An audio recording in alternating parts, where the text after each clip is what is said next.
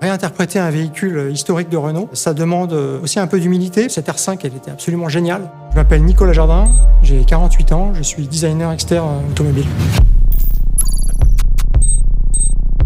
L'objectif était clair, c'était de réinterpréter la R5 de l'époque, mais de la propulser dans la modernité. La R5, elle avait ce regard tout à fait particulier et on a beaucoup déployé d'énergie pour essayer de justement focaliser là-dessus et pour faire en sorte que sur notre concept, ça soit un élément prépondérant, un élément vivant même. Donc le dessin animé promotionnel de la R5 dans les années 70 nous a vraiment donné l'envie de retraduire le côté vivant de la R5 prototype. Et c'est pour cette raison qu'on a vraiment cherché à retraduire le clin d'œil iconique de la R5 de l'époque. On a analysé un petit peu la géométrie de ce phare, ses proportions, ses contours, les valeurs de rayon même, à l'aide de photos, beaucoup de photos d'époque. Et en fait, on a redessiné notre phare en essayant de faire le tri là-dedans et de garder évidemment ce qui fait l'essence même du regard de la R5. On avait aussi bien sûr toutes les libertés d'aujourd'hui, puisqu'on a des technologies aujourd'hui, par exemple la technologie matricielle qui permet de faire des phares extrêmement compacts. On s'est inspiré des anti-brouillards de la R5 de l'époque pour intégrer dans la partie basse de la R5 prototype des feux diurnes qui sont ces gros carrés coins ronds. Le logo prend vie en s'allumant et déclenche une animation lumineuse qui s'étend jusque dans les phares.